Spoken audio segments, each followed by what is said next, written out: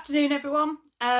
So this week is VE Day, 75-year anniversary on Friday, so I hope you've all got your celebrations planned and picnics in the garden or just raising a glass. I know we're all stuck inside, but I think, you know, it's just as important to celebrate it this year as it is any other. I was going to try and do some traditional sweets from around 1945 this week, but so I was going to do some licorice. Unfortunately, trying to get all the ingredients at the moment has been a bit too difficult, so I'm going to table that for a couple of weeks' time. Instead, we're going to do Scottish tablet, which is still quite a traditional sweet, and it's really easy to make, and it's so tasty. It's properly addictive. There's loads of sugar in it, so just be careful how many pieces you actually have. But hopefully we'll have some fun. If you've got any comments or questions, feel free to pop them in the section below. And if you would like to suggest any sweets for the future, please do so. I love hearing from people. Let's have some fun. To make Scottish tablet, you're going to need 900 grams of caster sugar. I told you this uses a lot of sugar. You're going to need 150 grams of butter. You're going to need 150 mils of milk. You're going to need 1 tin of condensed milk, carnation condensed milk. Don't get evaporated milk, it's a different thing. I was talking to someone recently and they'd got mixed up. You can use evaporated milk in some sweets, but this isn't one of them. You also could do with half a teaspoon of vanilla extract. Now I don't have any, but I do have some vanilla bean paste, or you can use vanilla essence. It's perfectly okay with either or. Just use what's in your cupboard, because extract can be expensive. Equipment you will need to make Scottish tablet. We're going to be making about enough for 35 pieces or thereabouts today, so as usual we want our big heavy bottomed deep pan. We need a tin to pour it into for setting, and some greaseproof paper. If you don't have greaseproof paper, you can just grease up the tin and put it in there as well. It's just I find it easier and it's less washing up at the end. Obviously you'll need your sugar thermometer, wooden spoon, a bowl. This is another recipe that's going to require a whisk. You need your usual measuring jug and also some scales. The first thing you're going to do is measure out all of your ingredients.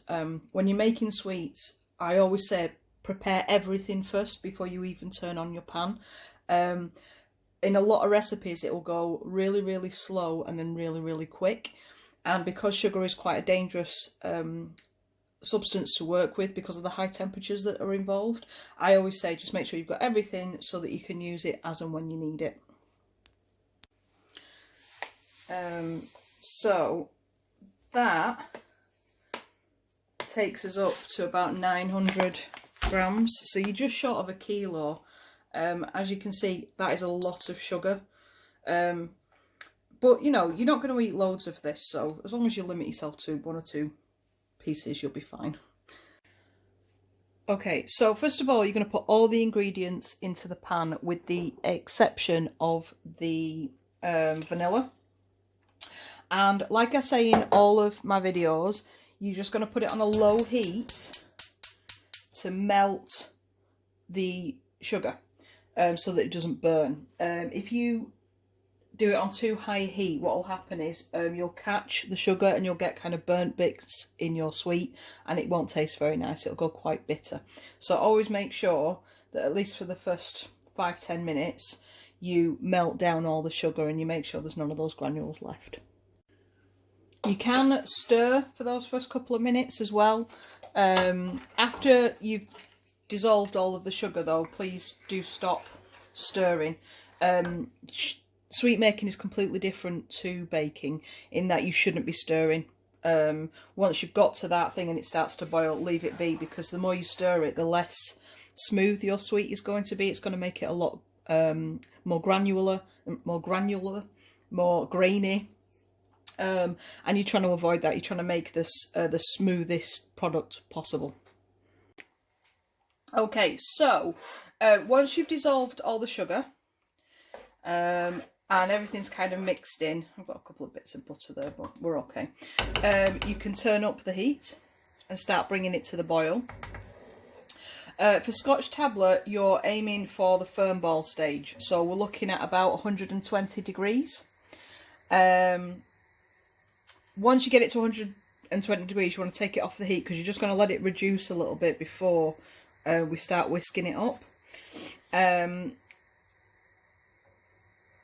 By the time you actually turn the heat up, you'll be starting at around, let's have a look, 44 degrees. So you've got a fair whack to go, but like I always say, keep an eye on all your sugar.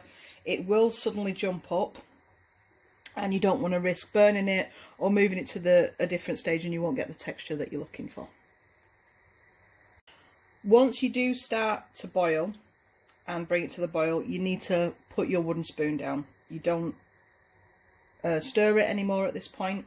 What you can do is, to make it as smooth as possible, is you see these sugar granules around the side.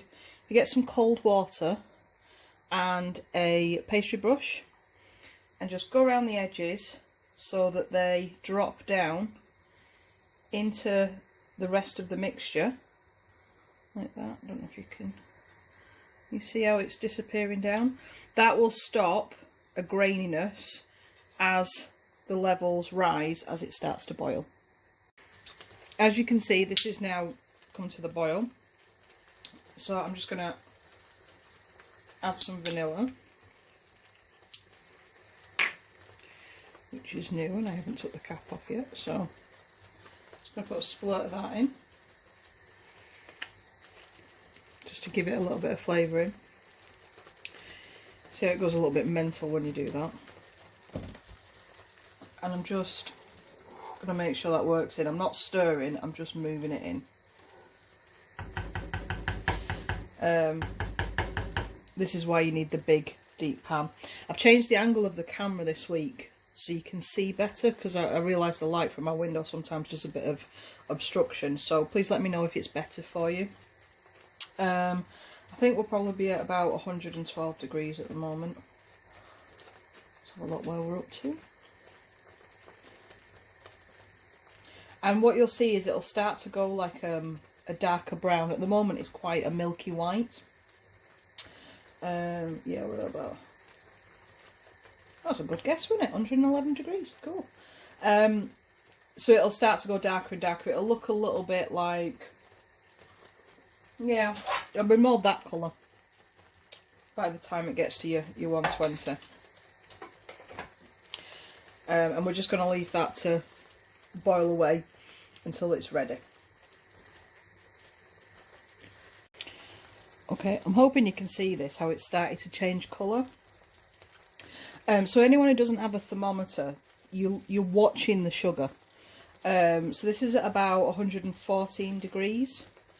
13, 39, 100. So you can see how it starts to, so you know you're only a couple of degrees off when it's going to need to come off the heat. Let's see if you can see the colouring on that. 115. See? So this is the colour at 118 degrees, which is the lowest point of firm ball stage. 121 degrees is the top, and we're aiming for about 120 on this one. So hopefully that will give you some indicator of how close we are.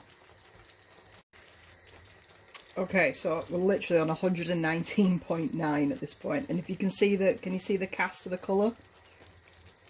I need to change my thermometer because the other one was getting really faint. I don't know if the steam was affecting it. If you're going to buy yourself a sweet thermometer, give yourself one that's got a nice long handle, because otherwise you will start to heat yourself up. Right, that's 120 degrees, so I'm going to turn it off the heat, because we want to make sure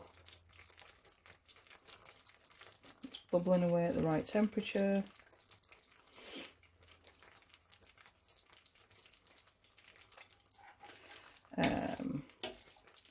I'll just give that one sort itself out. Now what we're going to do is whisk for about 5 minutes. So just give that a second just to settle. And then what will happen while we're whisking is it's going to thicken up. And as soon as we've done that, we'll tip it into the tray and let it set for about an hour, slice it up, and then we'll be able to eat it. But I'm hoping you can see the colour of that.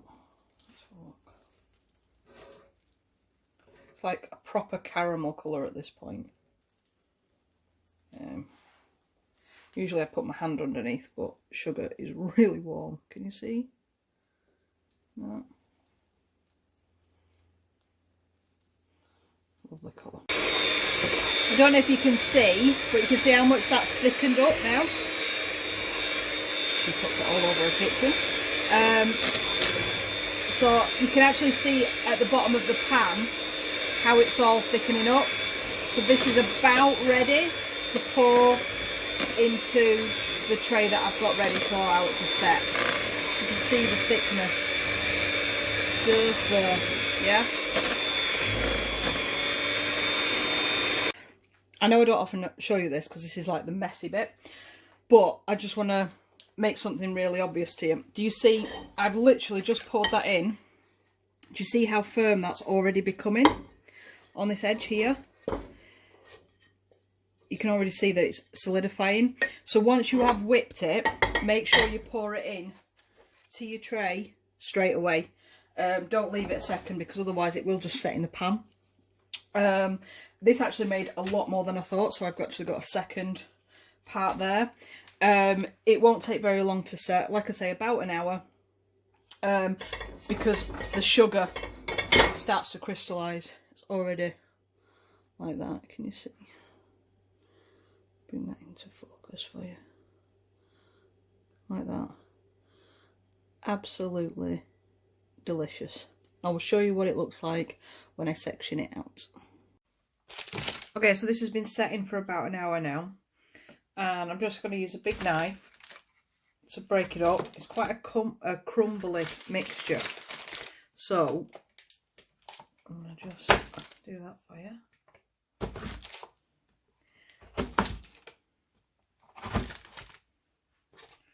So you can see that is the texture you're going for. Can you see? And it's absolutely, it's kind of like a slightly chalky texture, but it's so nice. The little black bits you can see in this, those are from the vanilla seeds. You won't get that if you use extract or if you just use essence. So there you have it. That's how you make Scotch tablet. Any questions or you want to ask about process or anything like that, please feel free to drop me a line, send me a message. I'd be happy to hear from you. If you want to send me any pictures of any of the sweets that we've made, so we can have a look at them, that would be fantastic as well. I hope you have a lovely bank holiday weekend. Thank you very much for watching, and I will see you next week.